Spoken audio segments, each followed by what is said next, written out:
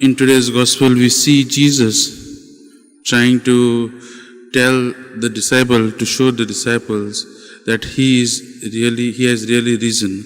Jesus is in his glorious state. My dear friends, today both the readings are continuations from yesterday's readings, and we see today Jesus personally comes and meets those two disciples who were going to Emmaus, had come back and were telling about Jesus. And still you can see there is a disbelief. The disciples of Jesus are perplexed and a lot of questionings. Now also when Jesus is in front of them, they are trying to question whether it is really Jesus or whether he is the Spirit. And that is why Jesus allows them to touch him.